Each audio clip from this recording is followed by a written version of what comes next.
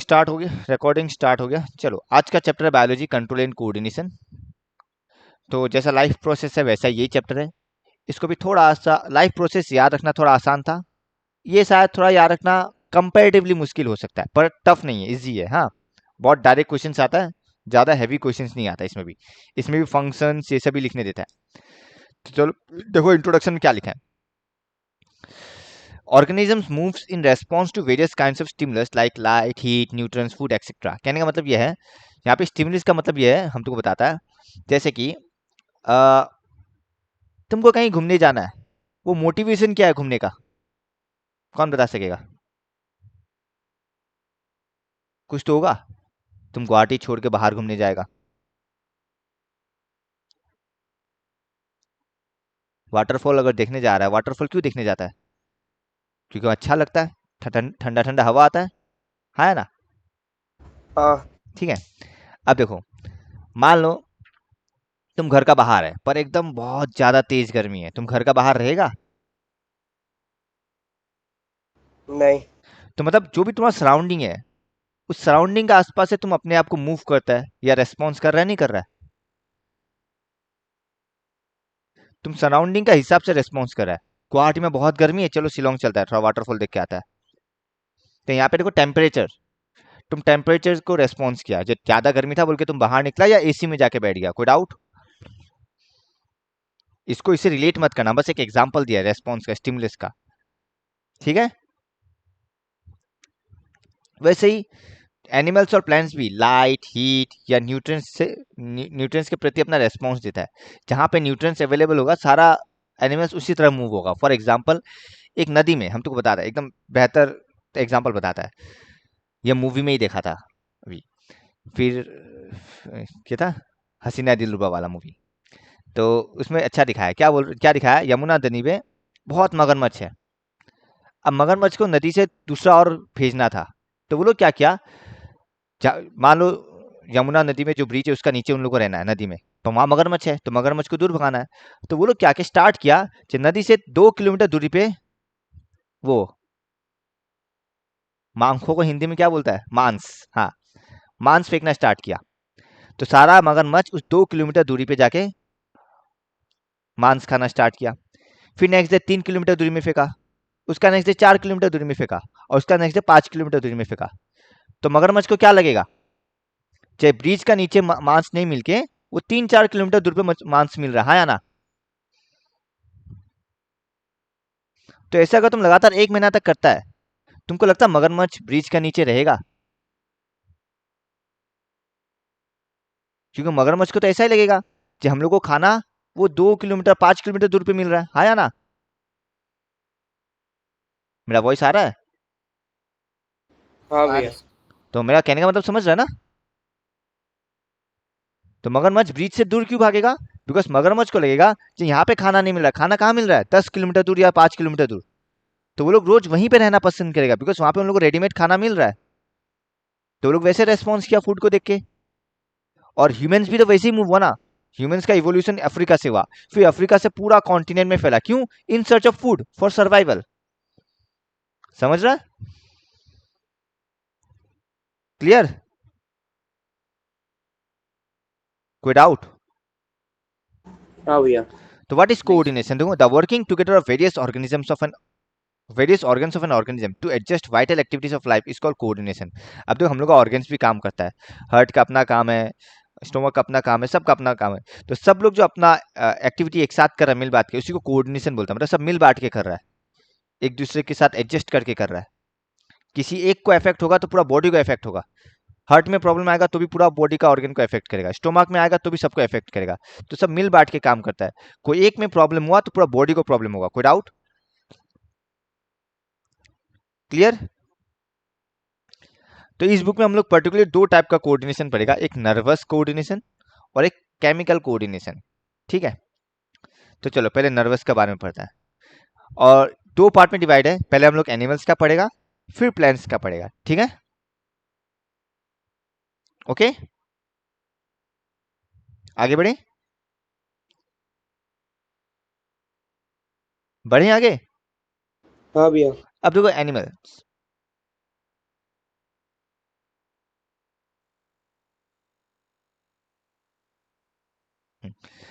Receptor क्या होता है? They are the specialized tips of the nerve fibres that collect information to be conducted by the nerves. They are usually located in sense organs like tongue, nose, inner ear, eyes etcetera. Receptor कौन होता है? जो receive करता है information को. For example हम तुमको बताता है. हाँ, तुम जैसे किसी गर्म चीज को छुएगा अनजाने में, मतलब तुमको पता नहीं है क्या होगा, बताओ. झटका लगेगा.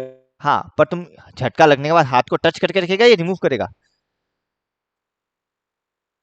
रिमूव करेगा. और तुम अपने आप तुम खुद रिमूव करेगा या वो अपने आप होगा? मतलब तुम अपना इच्छा से करेगा या हाथ अपने आप रिमूव होगा? अपने आप. हाँ, पर जैसे तुम टच किया तुमको पता चला ना वो गर्म है, तो वो इन्फॉर्मेशन ब्रेन को कौन दिया? यानी कि तुम्हारा स्किन में भी एक रिसेप्टर है जो इन्फॉर्मेशन कलेक्ट किया, जो चीज को तुम छू रहा है वो गर्म है, वो इन्फॉर्मेशन ब्रेन तक पहुंचाया, फिर ब्रेन उसी हिसाब से रिएक्ट किया और हाथ को रिमूव किया. कोई डाउट? ठीक है. सिमिलर टाइप ऑफ रिसेप्टर्स हम लोग का टंग में भी है, नोज में भी है, ईयर में भी है, आइस में भी है. आइस का जो रिसेप्टर है हम लोग जो देख रहे हैं उसको रिसीव कर रहा है. टंग का जो रिसेप्टर है वो टेस्ट को रिसीव करता है. नोज का जो रिसेप्टर है वो स्मेल को रिसीव कर रहा है. कोई डाउट? समझ गया ना रिसेप्टर क्या है? क्लियर? हाँ भैया. तो रिसेप्टर हो गया रिसीव करने वाला इंसान, और नर्व्स हो गया मैसेंजर जो उस इंफॉर्मेशन को ब्रेन तक पहुंचाएगा. नर्व हो गया वो मैसेंजर जो इंफॉर्मेशन को ब्रेन तक पहुंचाएगा. नर्व इज द पाथ जहां से वो मैसेज जाने वाला है.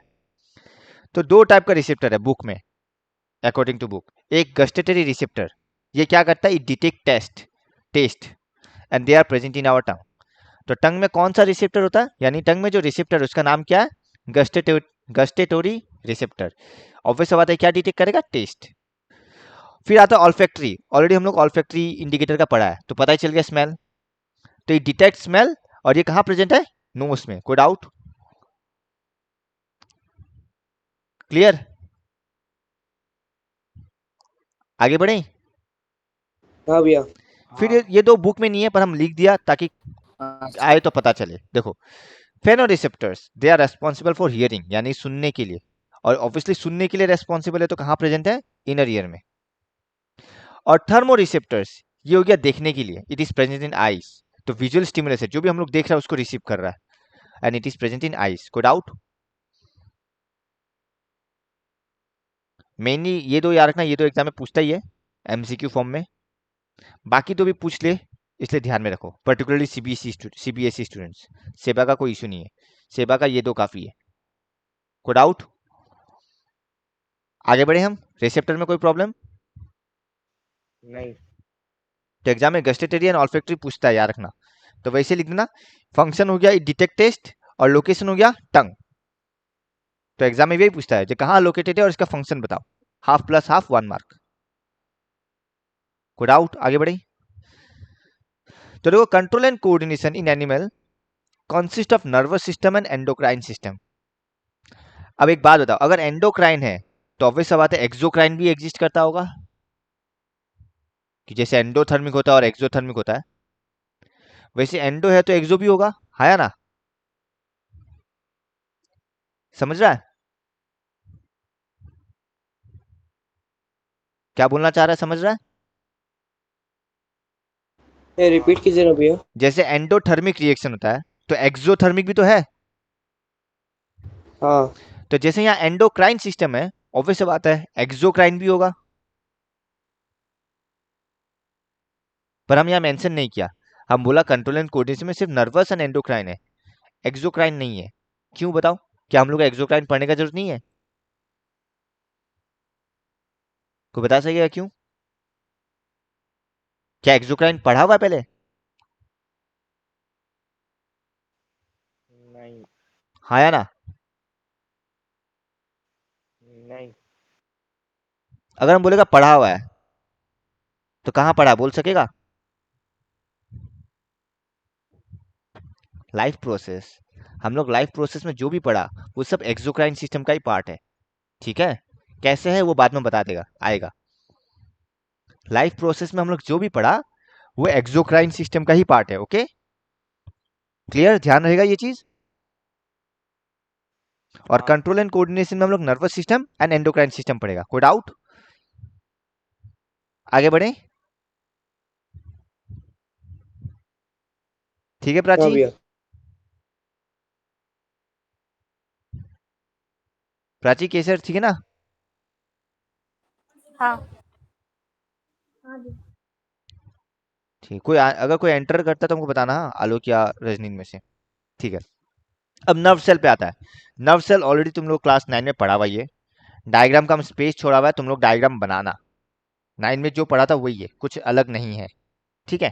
तो देखो, जेरोक्स निकालने के बाद डायग्राम तुम लोग बनाना, प्रैक्टिस हो जाएगा। और एग्जाम में डायग्राम भी आता है और लेबलिंग भी आता है। तो देखो पहले, the nervous system composed of specialized tissue called nervous tissue. ठीक है। एंड द नर्व सेल और neuron is a structural and functional unit of nervous system. यानी कि हम लोग का जो नर्वस सिस्टम है वो पर्टिकुलरली नर्व सेल से कंसिस्ट करता है। और ऐसा बहुत सारा नर्व सेल मिलकर ही एक चेन बनाता है जो हम लोग का ब्रेन तक इंफॉर्मेशन पहुंचाता है। तो नर्व सेल क्या करता है? It conduct information from one part of the body to another. For example, ये मेरा हाथ है, हम कोई गर्म चीज को छुआ तो ये इंफॉर्मेशन ब्रेन तक पहुंचाएगा। कौन पहुंचा रहा है? Nerve cell.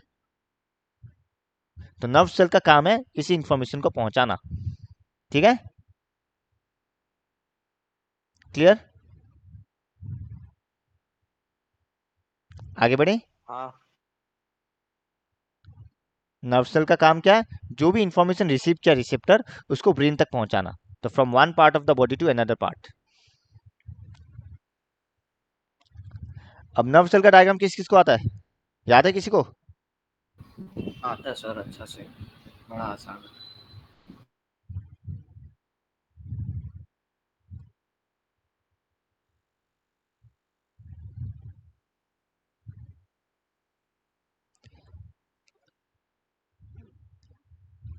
इसको क्या बोलता है? डेंड्राइट। राइट। ये हो गया। देखो, it is the part where the information is acquired, यानी कि वो रिसेप्टर पार्ट हो गया जो इंफॉर्मेशन रिसीव कर रहा है। इट इज द पार्ट जहाँ इंफॉर्मेशन लिया जा रहा है। ठीक है। These are several short branches stretching out from the cell body. इसको बोलता है सेल बॉडी, ये पूरा को। तो सेल बॉडी से जो ब्रांचेस निकल रहा है, इस ब्रांचेस को बोलता है डेंड्राइट। कोई डाउट? नहीं। क्लियर?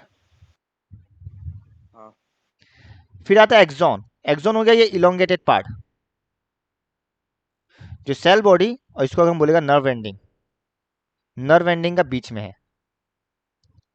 एक्सॉन क्या है? सेल बॉडी और नर्व एंडिंग का बीच में। तो देखो, it is a part through which information travels as an electrical impulse. तो यहाँ इंफॉर्मेशन एक्वायर्ड किया और इस इंफॉर्मेशन को इस एक्सॉन के थ्रू ट्रांसफर किया जाता है। तो एक्सॉन क्या हो गया? जहां पे इंफॉर्मेशन को इलेक्ट्रिकल इंपल्स का फॉर्म में ट्रांसफर किया जाता है। कोई डाउट? क्लियर? नहीं। ये एक सिंगल लॉन्ग सिलिंड्रिकल फाइबर है arising from cell body. Obviously ये सिलिंड्रिकल फॉर्म में है जो सेल बॉडी से निकल रहा है। कोई डाउट? फाइनली आता है नर्व एंडिंग। एग्जाम में यही लिखने देगा फंक्शन। हम फंक्शन तो एक ही लाइन का, यहाँ तक ही है। ये सेकंड वाला तो उसका बारे में। नर्व एंडिंग क्या है? It is a part where electrical impulse must be converted into chemical signal for onward transmission. अब इसका मीनिंग हम समझाता है, देखो। हाँ, हम एक्स ये निकालता है। यहाँ देखो,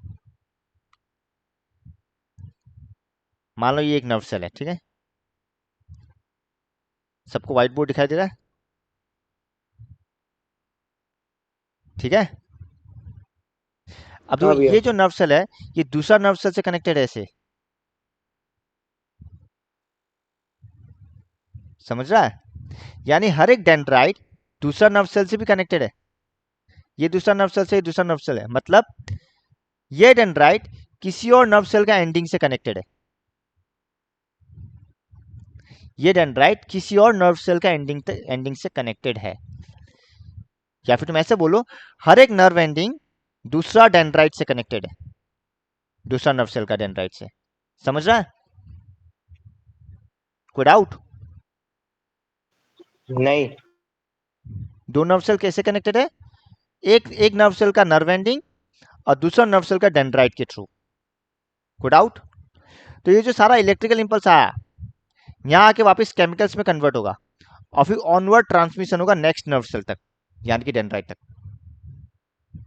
ये इलेक्ट्रिकल इंपल्स पहले नर्व एंडिंग में आएगा, केमिकल्स में कन्वर्ट होगा और फिर नेक्स्ट नर्व सेल में ट्रांसमिट हो जाएगा। समझ गया फंक्शन का मतलब?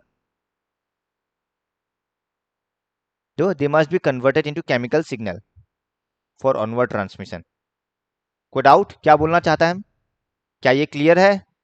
किसी को भी डाउट है तो दोबारा पूछ सकता, हम पहले बोल रहा है। दिया ठीक है? नींद तो नहीं आ रहा है? दिया?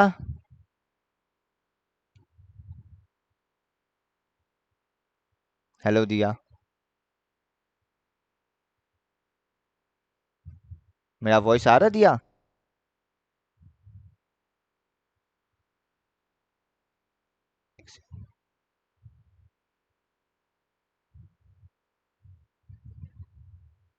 हम मोबाइल से ज्वाइन किया हुआ है देखने के लिए।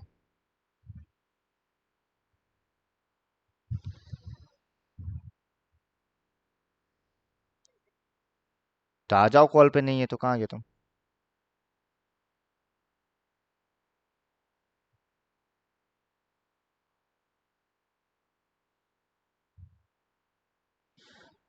तब देखो how nerve impulse travels in the body, ठीक है?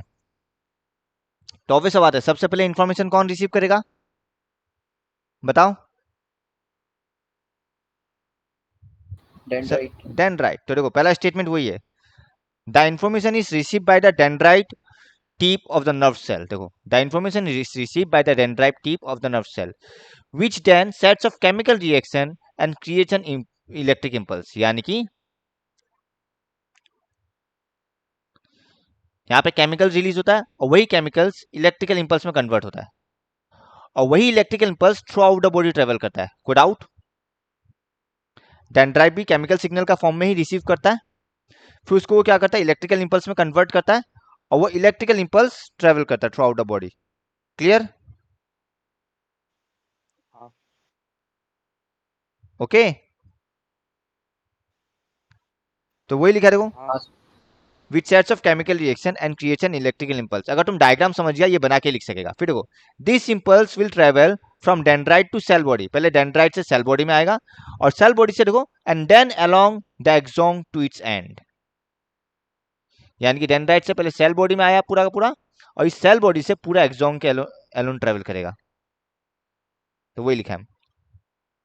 उसके बाद देखो at the end of the axon the electrical impulse cause release of chemicals। वापिस से गई वो इलेक्ट्रिकल इंपल्स से वापस केमिकल सिग्नल में कन्वर्ट होगा और जैसे केमिकल सिग्नल में कन्वर्ट हो गया वो ऑनवर्ड ट्रांसमिशन के लिए तैयार है। तो this chemicals then pass through the synapse and reach dendrite of the another neuron cell. Synapse क्या है देखो, it is the gap between the nerve of one neuron and dendrite of other neuron. वही nerve cell का ending और nerve cell का starting दोनों को जोड़ने वाला, that means the gap between two neurons is called synapse. यानी कि नर्व एंडिंग से डेंड्राइट तक का जो बीच का स्पेस है, जो गैप है, उसी को सिनेप्स बोलता है। तो केमिकल्स फिर ऑनवर्ड ट्रांसमिशन के लिए तैयार रहता है और सिमिलर प्रोसेस हर एक नर्व सेल में चलता है। कोई डाउट?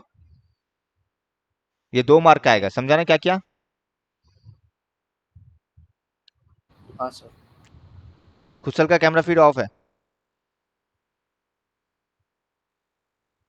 अब तो why there is a difference in food taste if your nose is blocked. मान लो तुमको सर्दी हुआ है तो सर्दी का समय हम लोग को खाने का टेस्ट भी अच्छा नहीं लगता है। तो देखो बिकॉज हम लोग का जो सेंस ऑर्गन है सब एक दूसरे से जुड़ा हुआ है, चाहे टंग का हो, ईयर का हो या नोज का हो। तो अगर एक में प्रॉब्लम होता है तो सारा सेंस ऑर्गन में इफेक्ट आता है। देखो because of the integration of both taste organ and smell organ, ये दोनों जुड़ा हुआ है, तो एक में भी इफेक्ट करेगा तो दूसरा में असर दिखेगा। कोई डाउट? ठीक है हर्ष? हाँ। नेक्स्ट देखो रिफ्लेक्स एक्शन। अब रिफ्लेक्स एक्शन क्या, वही मान लो हम अचानक से किसी गर्म चीज को छू लिया तो क्या करता है, हम अपना हाथ इमीडिएटली रिमूव करता है। वो जो हाथ इमीडिएटली रिमूव होता है वो तुम खुद करता है या अपने आप होता है? अपने आप होता है। अपने आप होता है, तो उसी को बोलता है रिफ्लेक्स एक्शन। ठीक है, तो देखो ये एक बार ऊपर वाला समझाना ना, कौन सा वाला? ऊपर वाला। हाँ ये वाला हाउ नर्व इंपल्स वाला? नहीं, इसके नीचे वाला। What is the difference?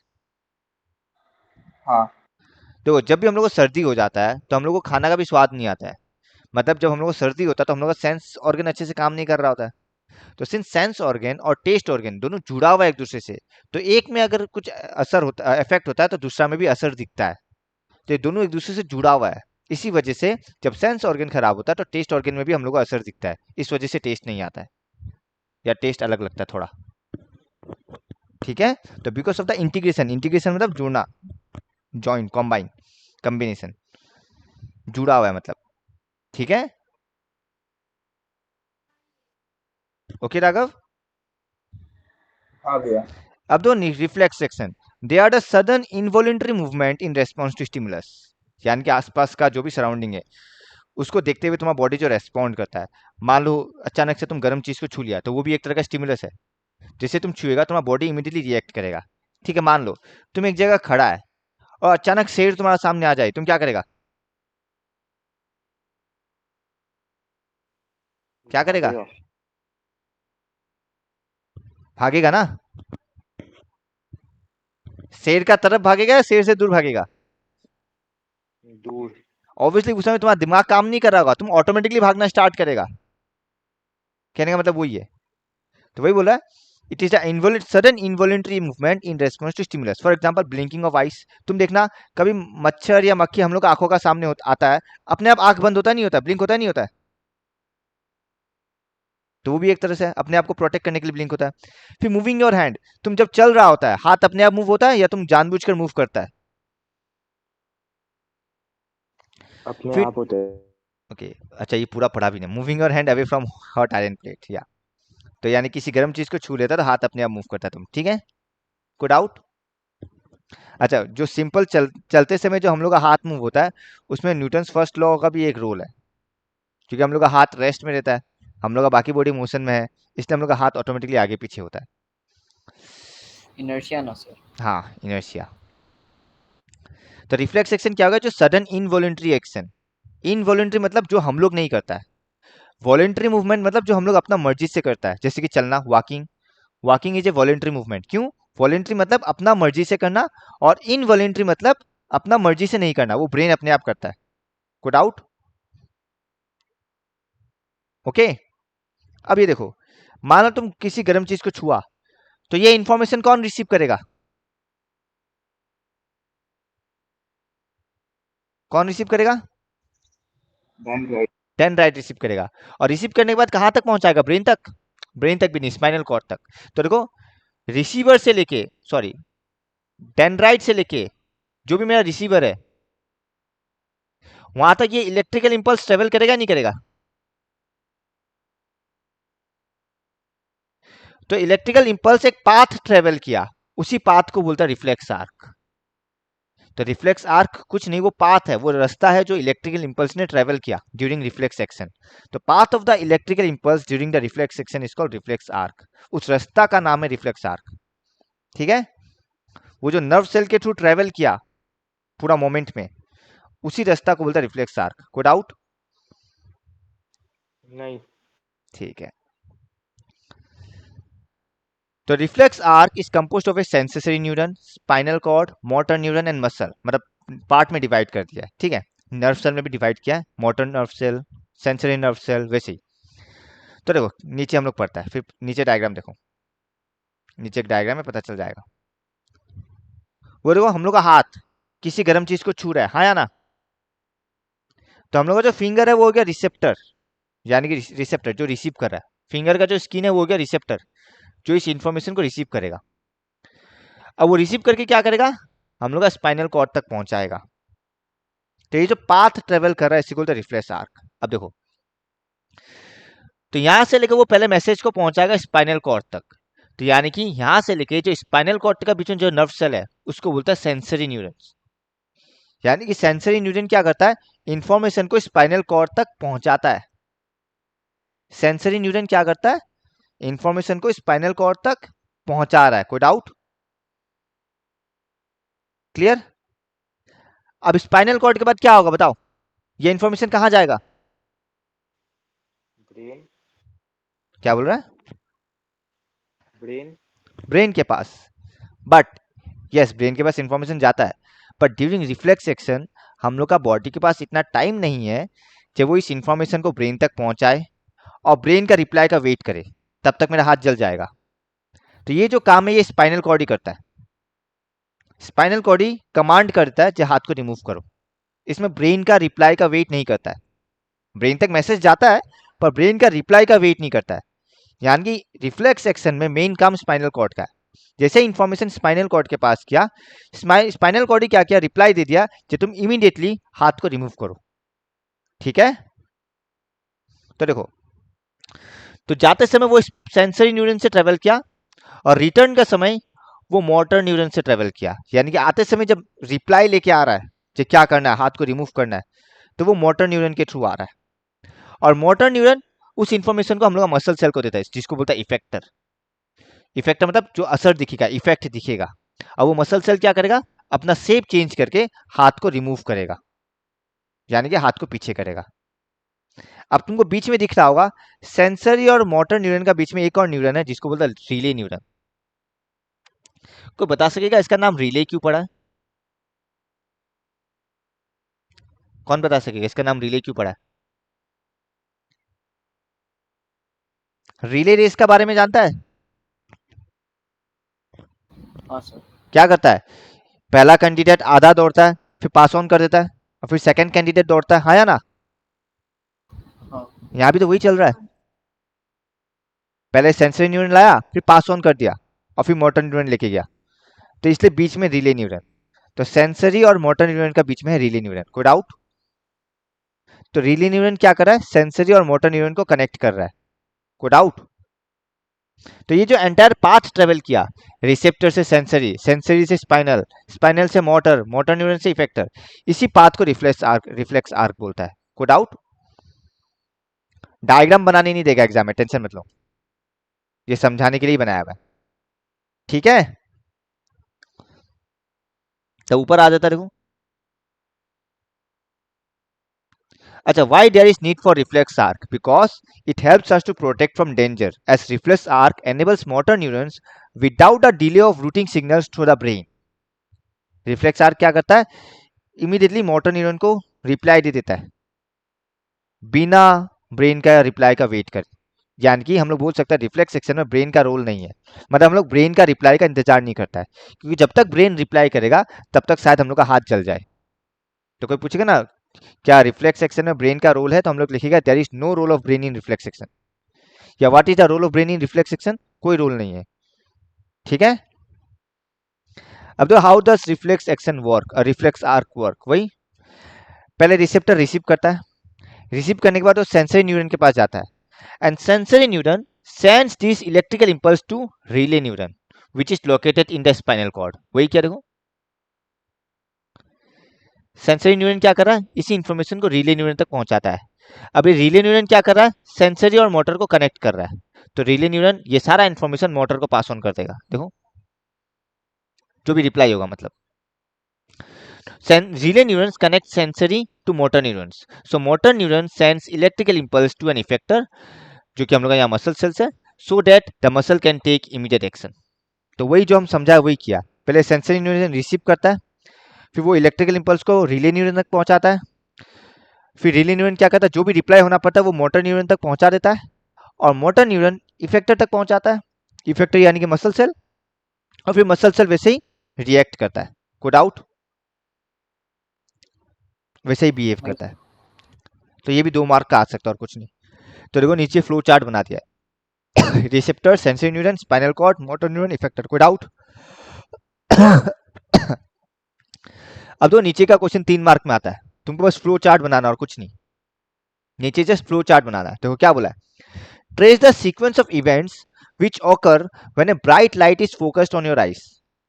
जैसे ही ब्राइट लाइट देता है क्या होता है, देखो जैसे ब्राइट लाइट पड़ता है तो हम लोग का आंखों का प्यूपिल छोटा होता है नहीं होता है, तो बस वही कैसे हो रहा है, देखो पहले ब्राइट लाइट रिसेप्टर पर पड़ा, पर रिसेप्टर यहाँ पे हम लोग का आई है, तो देखो नीचे हम ब्रैकेट में आई लिखा है, वो मेंशन करना जरूरी है।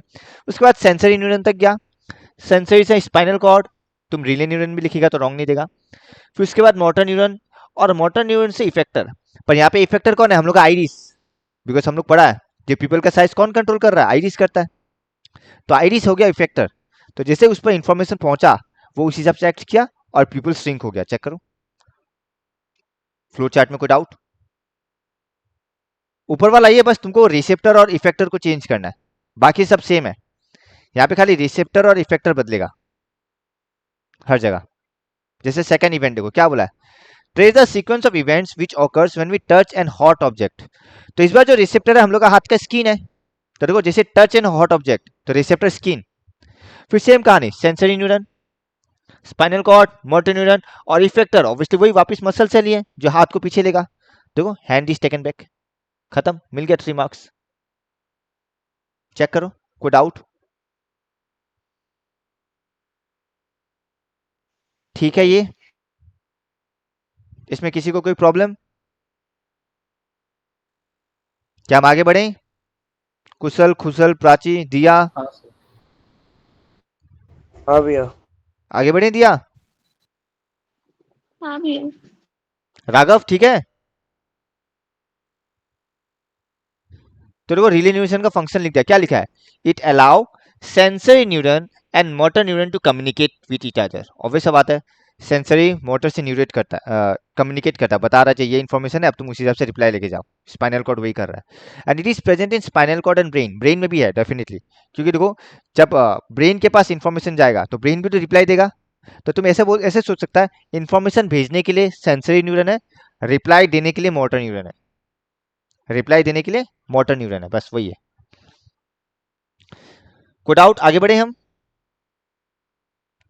ये देखो, why are reflex arc evolved और डेवलप्ड इन एनिमल्स। तुम देखना इंसान के मुकाबले एनिमल्स में ये ज्यादा होता है, बिकॉज इंसान का थिंकिंग कैपेसिटी ज्यादा है पर एनिमल्स का थिंकिंग कैपेसिटी कम है। देखो because the thinking process of brain is not fast enough, हम लोग की जितना नहीं है। So many animals have little और none of the complex neuron network needed for thinking. तो उन लोग में थिंकिंग प्रोसेस काफी कम होता है, जितना हम लोग में है उतना नहीं है। इस वजह से उन लोग में रिफ्लेक्स आर्क ज्यादा होता है, ताकि उन लोग का बॉडी अपने आप बचा सके उन लोगों को, बिना एनिमल्स के सोचे। जैसे हम लोग सोच समझ के अपने को बचा सकता है, एनिमल्स नहीं। कोई हिरन अगर शेर को देखेगा वो ऑटोमेटिकली पीछे दौड़ेगा, वो उसका रिफ्लेक्स आर्क ही होगा। हिरन मगरमच्छ या शेर को देखते तुम देखा होगा, जब पानी पी रहा है अचानक मगरमच्छ आता है बट फिर भी हिरन बच जाता है, वो बहुत फास्ट पीछे हटता है, मतलब ड्यू टू रिफ्लेक्स आर्क, उसका बॉडी प्रिपेयर्ड है उससे। वही कहानी है। तो यानी कि रिफ्लेक्स आर्क एनिमल को अपना बचाव के लिए ही काम आता है। कोई डाउट? क्योंकि शेर को देख के तो हम लोग भी चलो 1 सेकंड सोचेगा जब हम लोग को भागना है, क्योंकि हम लोग को पता है, पर एनिमल्स का बहुत कम थिंकिंग प्रोसेस है, तो वो रिफ्लेक्स आर्क के कारण फास्ट मूव करेगा, उल्टा दौड़ेगा। कोई डाउट? आगे बढ़े। हाँ। अब आता है इंसानी दिमाग, ह्यूमन ब्रेन। तो हम लोग मालूम है the brain is the main coordinating centre of the body. ऐसा भी पढ़ा होगा, brain is the CPU of the human being. जैसे कंप्यूटर में सब कुछ सीपीयू कर रहा है या सीपीयू इज द ब्रेन बोलता है, तो इंसान का ब्रेन ही इंसान का सीपीयू है। ब्रेन मेन चीज हो गया। अब जो नर्वस सिस्टम को 2 पार्ट में डिवाइड किया है, central nervous system and peripheral nervous system. तीसरा हम ऑटोनोमिक नर्वस सिस्टम लिखा है, पर कभी कभी इस एएनएस को तुम सेंट्रल के अंदर भी लिख सकता है, ये अलग अलग बुक में डिफर करेगा, पर यहाँ मान के चलो हम 3 में डिवाइड किया तो कोई प्रॉब्लम नहीं है, बिकॉज एग्जाम में पूछेगा नहीं जो टाइप्स ऑफ नर्वस सिस्टम, ऐसा कुछ पूछने वाला नहीं है। तो देखो ब्रेन में देखो नर्वस सिस्टम 3 पार्ट में है, central nervous system, peripheral nervous system, ठीक है। अब जो हम लोग का सेंट्रल नर्वस सिस्टम है वो ब्रेन और स्पाइनल कॉर्ड को मिला के है, यानी हम लोग का स्पाइनल कॉर्ड जो हम लोग का वर्टिब्रेट के अंदर है पूरा पिट्ठी में, तो हम लोग का स्पाइनल कॉर्ड और हम लोग का ब्रेन को मिला के क्या बनता है, central nervous system. They receive information from all parts of the body and integrate it. तो ऑब्वियस सा बात है, हम लोग का बॉडी का कोई पार्ट से जो भी इंफॉर्मेशन आ रहा है वो कहाँ पे आता है, स्पाइनल कॉर्ड के पास एंड ब्रेन के पास, ताकि वो सारा इंफॉर्मेशन को मिलाए और जो भी रिप्लाई देना देगा। फॉर एग्जाम्पल हम मूवीज देख रहा है, तो मूवी में हम इमेज देख रहा है, साथ साथ सुन भी रहा है, तो सुनने के बाद हम लोग का ब्रेन के पास दोनों इन्फॉर्मेशन जा रहा है, और ब्रेन क्या कर रहा है, इन दोनों इन्फॉर्मेशन को इंटीग्रेट करके हमको बता रहा है क्या चल रहा है मूवी में, और वो बहुत फास्ट हो रहा है। तो ब्रेन के पास मल्टीपल सिग्नल्स आता है, वो मल्टीपल सिग्नल्स को कंबाइन करके हम लोग को इन्फॉर्मेशन देता है, ठीक है। तो वही है, they receive information from all parts of body and integrate it, मतलब कंबाइन करता है। कोई डाउट? क्लियर? ये समझ में नहीं आया। अरे मान लो तुम जैसे कि तुमको बताता है, तुमको हम एक रैंडम जूस दिया, ठीक है, तुम उसको पीने के बाद बता सकेगा क्या चीज का टेस्ट है? हाँ या ना? भैया एक बार वापस बोलना ना, आवाज नहीं आया आपका। हम तुमको बता रहा है, हम तुमको मान लो 2-3 ग्लास जूस देता है अलग अलग, ठीक है, तुम उसको बिना देखे अगर तुमको टेस्ट करने देगा, तुम बता सकेगा क्या कौन सा जूस है? हाँ। हाँ, क्यों? क्योंकि तुम्हारा टंग वो रिसीव किया, वो ब्रेन तक पहुंचाया, और ब्रेन उसको इंटीग्रेट करके तुमको बताया जी हाँ ये आम का जूस है, और उसके साथ साथ ब्रेन मल्टीपल आंसर दे देगा, तुम्हारे दिमाग में इमेज आ जाएगा आम का जूस का पिक्चर कैसा होता है, कैसा दिखता है, जो भी अपने आप आएगा। तो ब्रेन क्या कर रहा है, वो मल्टीपल सिग्नल्स रिसीव करता है और कंबाइन करके तुमको रिप्लाई दे रहा है जी हाँ ये चीज है। Code out? नहीं भैया। पक्का? अब देखो, ब्रेन तक इंफॉर्मेशन कौन पहुंचा रहा है? सेंसरी न्यूरन, और रिप्लाई कौन दे रहा है? मोटर न्यूरन, मतलब वो जो भेजने वाला चीज है। तो रिसेप्टर से ब्रेन या स्पाइनल कॉर्ड का बीच में जो भी पार्ट बचा वही मेरा पेरिफेरल में आता है। देखो, the communication between central nervous system and other parts of the body is facilitated bye peripheral nervous system. तो पेरिफेरल पार्ट क्या हुआ? बचा हुआ पार्ट, जो मेरा रिसेप्टर और ब्रेन का बीच वाला हिस्सा है, यानी कि जो नर्व सेल है, पूरा एंटायर न्यूरॉन्स नर्व सेल जो है वो पेरिफेरल नर्वस सिस्टम है। अगर डायग्राम से हम बना के दिखाएं, अगर ये मेरा ब्रेन है और ये मेरा रिसेप्टर है, तो रिसेप्टर और ब्रेन के बीच में नर्व सेल है, तो ये हो गया पेरिफेरल नर्वस सिस्टम का हिस्सा, और ब्रेन हो गया सीएनएस का पार्ट। तो सीएनएस और रिसेप्टर का बीच में कम्युनिकेशन किसके थ्रू हो रहा है? पीएनएस, यानी कि पेरिफेरल नर्वस सिस्टम के थ्रू हो रहा है। कोई डाउट? क्लियर?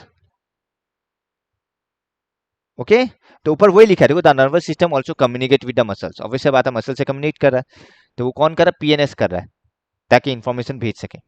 तो वही लिखा है, the communication between nervous system and other parts of the body is facilitated bye PNS, peripheral nervous system. कोई डाउट? तो हम लोग का ब्रेन और रिसेप्टर का बीच में जो कम्युनिकेशन हो रहा है वो पीएनएस के थ्रू हो रहा है, यानी सेंसरी न्यूरन, मोटर न्यूरन, ये सब पीएनएस के अंदर आ जाएगा।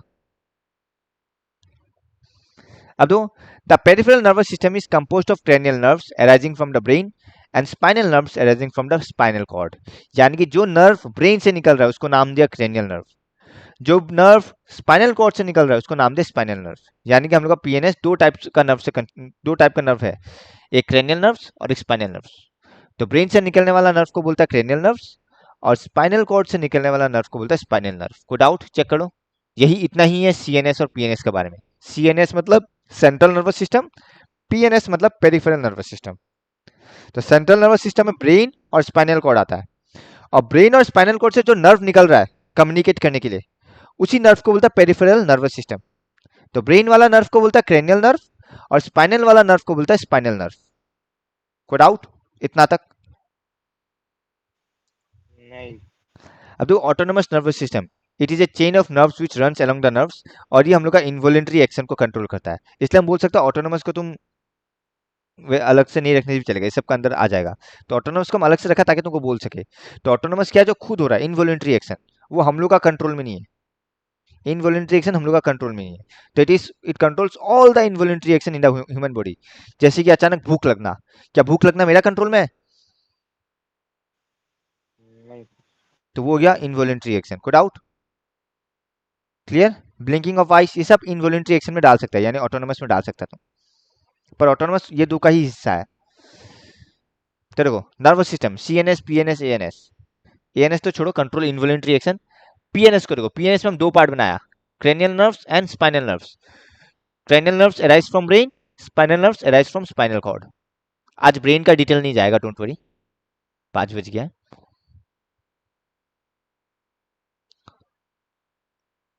फिर देखो, सीएनएस में भी क्या है? ब्रेन और स्पाइनल कॉर्ड। अब ब्रेन में भी 3 टाइप्स ऑफ ब्रेन है, fore brain, mid brain, hind brain. फिर फोर ब्रेन का सब टाइप है, सेरिब्रम, थैलेमस, हाइपोथैलेमस।